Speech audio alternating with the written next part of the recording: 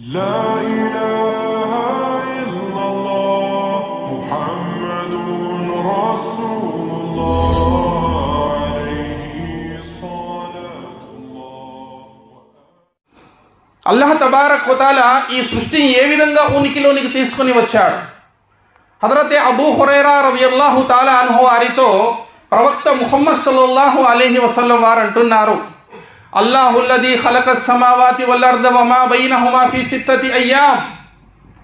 అబూ హురైరా రలియల్లాహు తఆలా వారితో ప్రవక్త ముహమ్మద్ సల్లల్లాహు అలైహి వసల్లం వారు అంటున్నారు, అల్లాహ్ ఈ భూమి ఆకాశాలను 6 దినాలలో సృష్టించాడు ఓ అబూ హురైరా అని చెప్పి మళ్ళీ ప్రవక్త ముహమ్మద్ సల్లల్లాహు అలైహి వసల్లం వారు అంటున్నారు, అల్లాహ్ తబారక్ వ తఆలా ఈ యొక్క భూమిని ముందుగా అల్లాహ్ తబారక్ వ తఆలా శనివారం రోజు అల్లాహ్ తబారక్ వ తఆలా ఈ సృష్టిని ప్రారంభించాడు.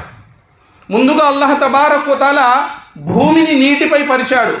మనము నివసిస్తున్నటువంటి ఈ భూమండలం ఏదైతే ఉందో ఇది నిజానికి ఒక నీటి చుక్క అల్లాహ్ తబారక్ వ తఆలా యొక్క దృష్టిలో.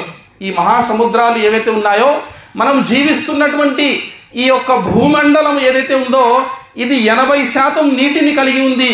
దీనిపై 20% మాత్రమే భూమి ఉంది సోదరులారా. అయితే అల్లాహ్ తబారక్ వ తఆలా ఈ నీటి బిందువుపై భూమిని పరిచాడు, మట్టిని పరిచాడు భూమిని. మళ్ళీ అలా పరిచినప్పుడు ఆ నీటిపై భూమి కదులుతుంది, భూమి పలకలు కదులుతూ ఉన్నాయి. మానవుడు దీని మీద నిలబడలేడు, జీవరాశులు దీనిపై నిలకడగా జీవితాన్ని సాగించలేరు. అల్లాహ్ తబారక్ వ తఆలా యౌముల్ అహద్ అంటే ఆదివారం రోజు అల్లాహ్ తబారక్ వ తఆలా పెద్ద పెద్ద పర్వతాలను మేకులుగా నాటి భూమిని కదలకుండా ఆపివేశాడు. ఈరోజు పర్వతాల మీద రీసెర్చ్ చేసేటటువంటి పెద్ద పెద్ద శాస్త్రవేత్తలు ఈ విషయాన్ని ధృవీకరిస్తున్నారు. ఏంటంటే ఖురాన్ గ్రంథంలో చెప్పబడినట్టు వల్ జిబాల ఔతాదా, ఈ యొక్క భూమిని, ఈ భూమిపై మనకు పైన కనిపించేటటువంటి భాగం పర్వతాలు ఏవైతే ఉన్నాయో దానికన్నా లోపల ఎక్కువగా ఉన్నాయి. భూమి పలకల్ని ఈ పర్వతాలు మేకుల్లాగా గట్టిగా పట్టుకుని ఉన్నాయి అని అంటున్నారు. సరే, భూమి ఎలాగుంది అంతా?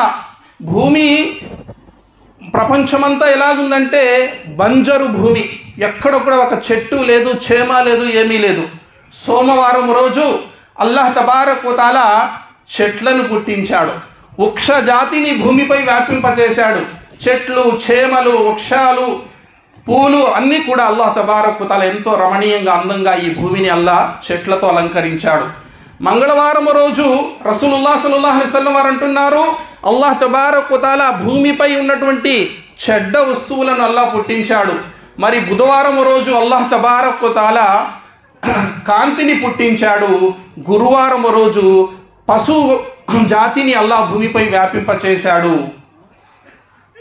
మరియు శుక్రవారం రోజు అల్లాహ్ తబారక్ వ తఆలా చివరి ఘడియల్లో మానవుణ్ణి పుట్టించాడు అని రసూలుల్లాహ్ సల్లల్లాహు అలైహి వసల్లం వారు చెప్పారు. కాబట్టి మానవుని ఈ సృష్టి యొక్క ఉనికి ఎలా జరిగింది ఖురాన్ గ్రంథము మరియు హదీసు గ్రంథాలు మనకు క్షుణ్ణంగా వివరిస్తున్నాయి. కాబట్టి శుక్రవారం అంటే ఏదో ముస్లిములు టోపీలు పెట్టుకొని అత్తరు పూసుకుని వెళ్ళి ఆరాధన చేస్తున్నారు అని అనుకుంటారు చాలామంది.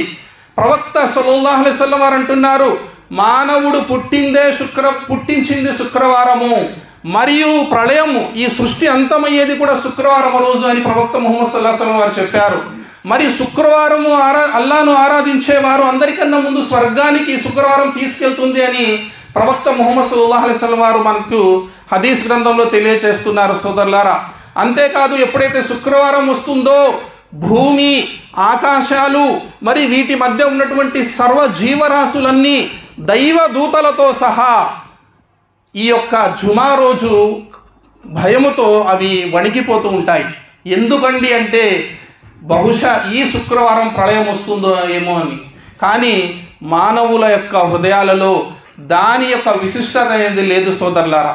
సరే, ఈ విధంగా అల్లాహ్ తబారక్ వ తఆలా ఈ సృష్టిని ఉనికిలోనికి తీసుకురావడం జరిగింది.